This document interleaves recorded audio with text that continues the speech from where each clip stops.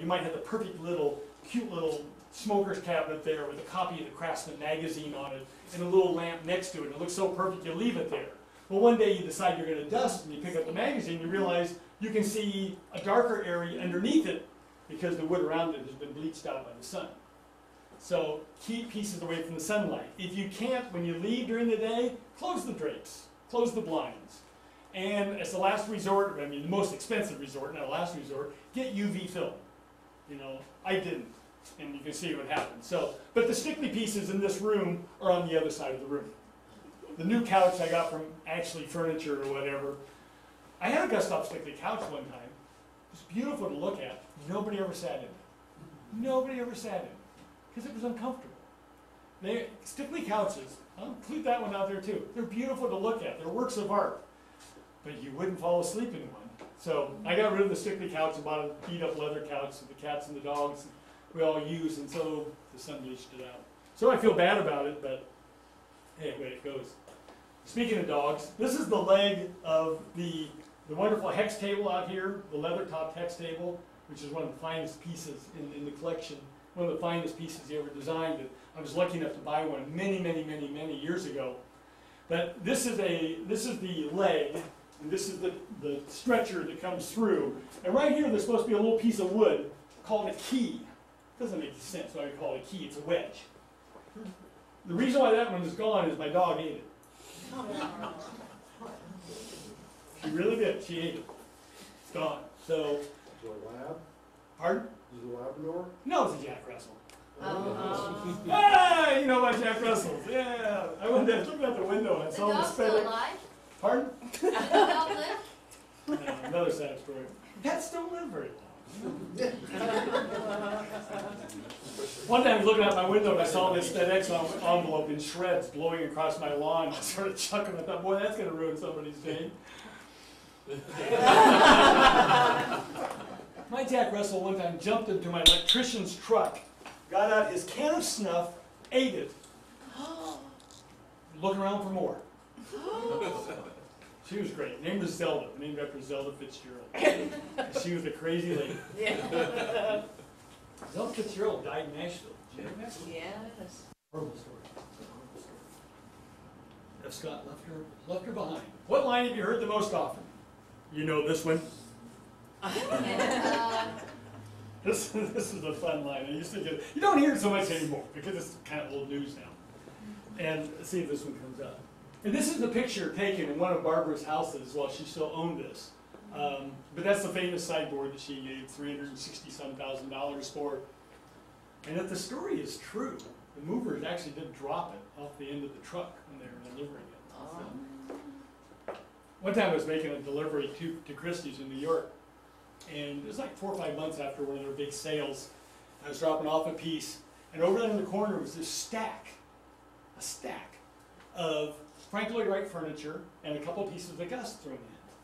And I knew from the auction catalogs, you know, in the early years before we had conferences and places like this, we kind of lived for when they had those 2 or 3 auctions a year, and you'd pour over the catalog just dreaming about some of these pieces. And I recognized some of these pieces as having sold in the last sale. And I said, didn't those sell like the last sale? I said, yeah, we're waiting for Barbara Streisand to pay for them. So, you know, when Barbara got tired of arts and crafts, she dumped it all, but we all know about that story. But so this was the one that then, you know, for weeks, months, and years afterwards, people would say, well, you know, Barbara Streisand paid $360,000. I went into the basement of a woman's house one time, and she had this sideboard, except you got to imagine a few things. First of all, imagine the plate rail cut off. Imagine it having been painted blue at one time and then badly stripped. Imagine that most of the veneer is missing on this door. And it had been in a frat house at Duke for most of its life. And she was the one that had the line, well, if Barbara Streisand paid $360,000 for a Gustav Stickley sideboard and it had a red decal in it, she knew it was Gustav Stickley. And I'd been looking at it, and I was looking at it thinking, all right, 1, 2, 3, 4, 5, 6, 7 pieces of hardware, you know, they're worth about $500. You know, just going to take the hardware off and use the rest for parts. And she wanted $5,000. So I said, well, call Barbara. Maybe she needs another one. So, and I left. So. One time, I went to another house, and they had this sideboard, and not quite that bad a condition. But it was a woman who really needed to sell the sideboard, and she wanted way too much money for it. And this is good karma. This one works out. And she really counted on me buying it, and I didn't want to buy it.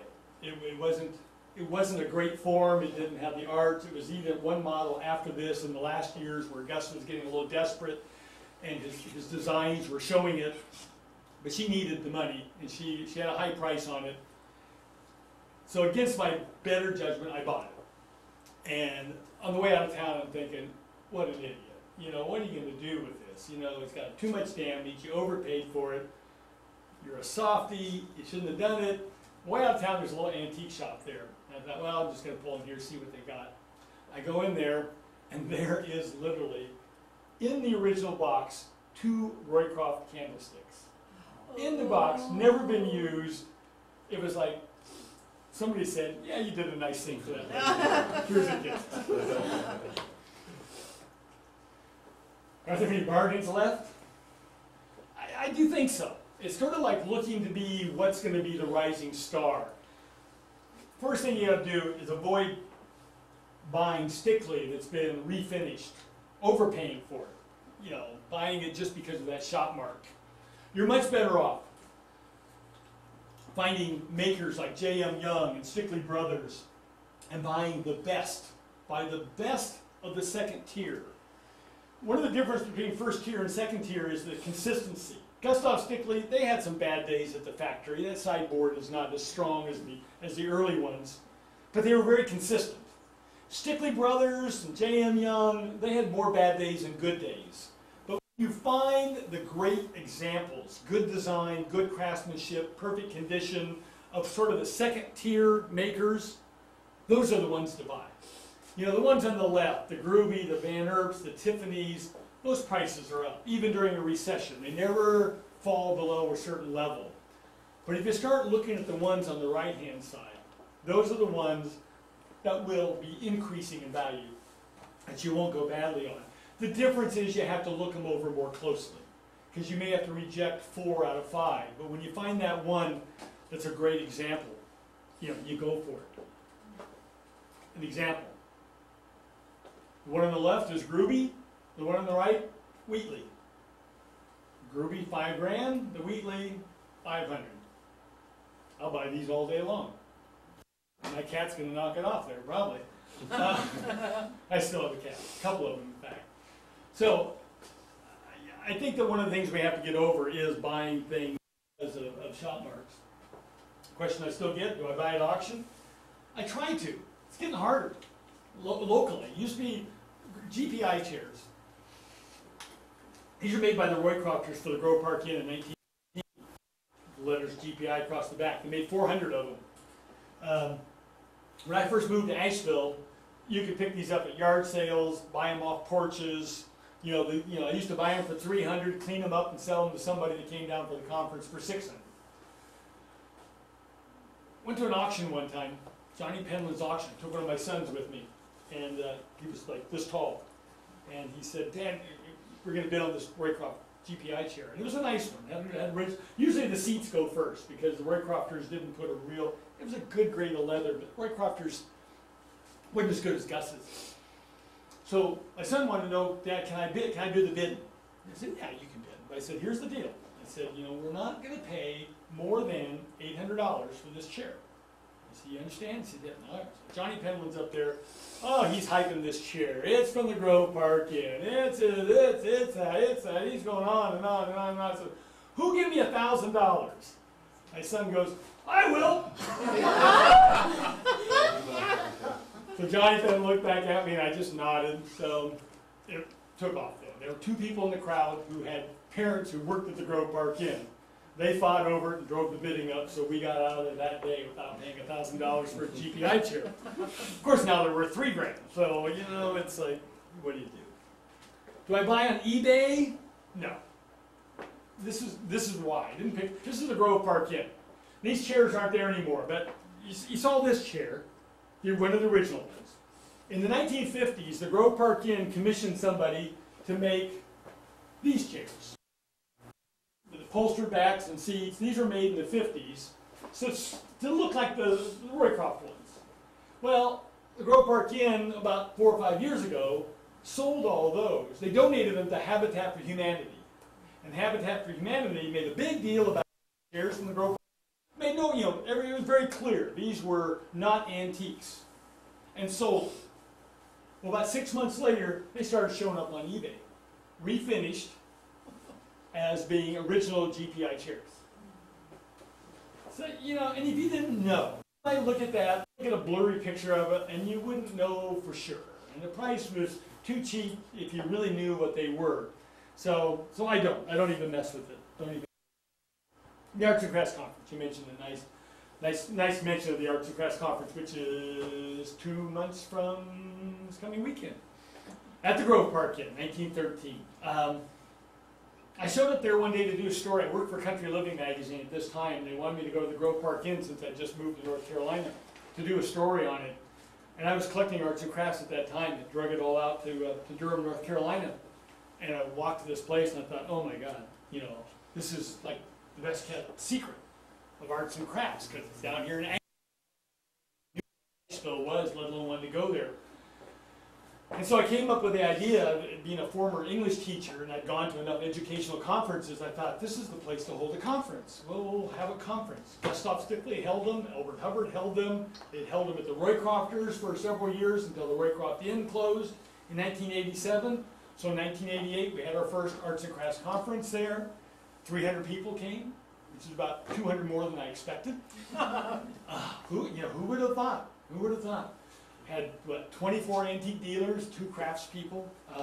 When I look back at it now, I laugh because I'm thinking, what did we do with all that spare time? Because now we fill it full of small group discussions and walking tours and demonstrations and workshops.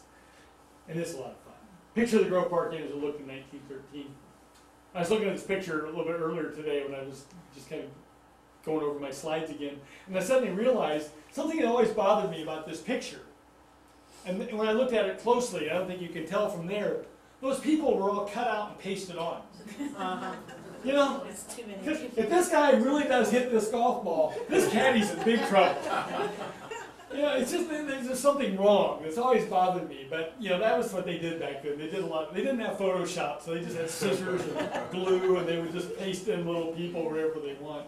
And but a great picture of the Grove Park Inn. And what a look back then. Now, it's, of course, much bigger now than it is then, but a wonderful place. And when I came down the driveway tonight, and I live about 9 or 10 miles away from the Grove Park Inn, so this time of year I'm up there about once or twice a week getting arrangements ready for the conference, but normally I'm just there, periodically.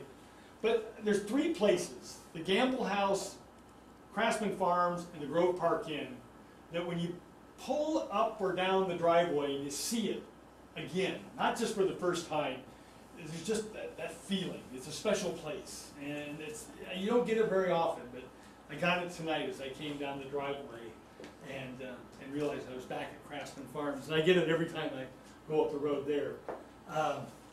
The show is fun. So I was flipping through some old magazines the other day, and one of the magazines used a word to describe it that I'd never used before, but I'm going to steal it now. Good ideas. What's the saying? Good ideas are meant to be borrowed. Great ideas should be stolen. They called it a celebration of arts and crafts. And I thought, yeah, that's what it is. It's a celebration. Great stuff there. And I got to say, as much as I love the antiques, seeing what the contemporary craftsmen and women are doing, they're the ones who are making the great strides in terms of producing stuff that is going to be collected. It's already collected now. Ephraim and Motawi. Kathy West and Laura Wilder, people are already collecting that stuff now, but that stuff 100 years from now, not our children, our next generation, they're going to be looking for. The book you mentioned, very nice of you. This is a book that I had been waiting to write a long time.